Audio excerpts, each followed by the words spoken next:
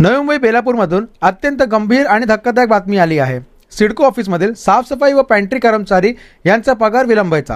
हे विलंब केवळ काही आठवड्यापुरते नाही तर आता हे 3 महिन्याहून अधिक काळाच्या विलंबाने थांबले आहेत। आश्चर्याची गोष्ट म्हणजे या कर्मचाऱ्यांचे पगार 3 महिन्याहून जास्ती ठाकले आहेत तरी सिडको प्रशासनाचे लक्ष नाही आणि त्यासाठी कुठलीही दया नाही।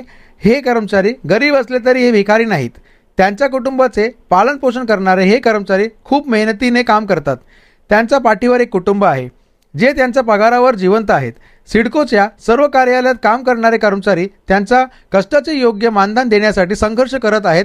म्हणून दिनांक 19 मार्च रोजी आंदोलन केले आणि जर प्रशासनाने काही उत्तर दिले नाही तर 20 तारखेनंतर चक्का जाम करणार अशी चेतावणी कर्मचाऱ्यांनी दिली आहे।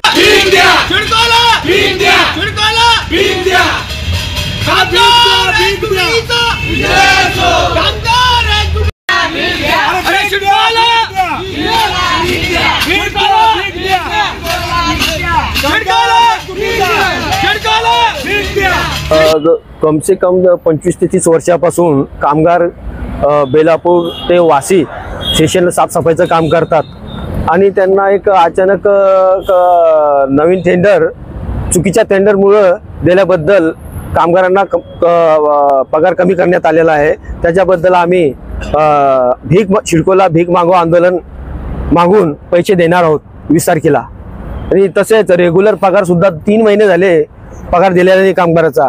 पण कामगारावर एकदम उपासमारीची वेळ आलेली आहे। कोणाचे घर भाडे आहे, कोणाचे EMI आहे, हे सगळं बंद झालेलं आहे सध्या आणि कामगार आपले वारंवार मीटिंग सुद्धा घेऊन सुद्धा सिडको मॅनेजमेंटने प्रश्न कामगाराचे सोडले नाही, फक्त आश्वासन दिलेत। जोपर्यंत आता आमचे कामगार प्रश्न सोडत नाही सिडको तोपर्यंत आम्ही भीक मागून आंदोलन सिडकोला देणार आहोत। आमची दिशा एकदम आता 20 तारखेनंतर तीव्र आंदोलन होणार आहे। पूर्ण काम बंद आंदोलन करणार आहे आणि चक्का जाम करणार आहे। आमची मागणी जर पूर्ण नाही झाली ना 20 तारखेपर्यंत तर आम्ही पूर्ण बेलापूर ते वाशी आणि वाशी ते ऐरोलीपर्यंत पूर्ण काम बंद आंदोलन करणार आहे। अशोक साबळे। त्यांचं म्हणणं असं आहे, सिडकोच्या स्थानिक कर्मचाऱ्यांचा पगार वेळेवर मिळतात, त्यांना कधीही विलंब अनुभवावा लागत नाही। मग या गरीब आणि निचल्या वर्गाच्या कॉन्ट्रॅक्टवर काम करणाऱ्या कर्मचाऱ्यांना हा त्रास का होतोय?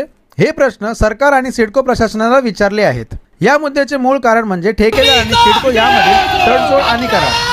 सर्वात वाईट म्हणजे या संघर्षाचा परिणाम फक्त सामान्य माणसावर होतोय, त्यांना नाहक त्रास सहन करावा लागतो। ते आम्ही एकच प्रश्न विचारतो, या कर्मचाऱ्यांचा पगार कधीपर्यंत होणार आणि त्यांना न्याय कधी मिळणार? राज्य सरकार आणि कामगार विभागाने तातडीने हस्तक्षेप करून या कामगारांना त्यांचा हक्क मिळवून दिला पाहिजे।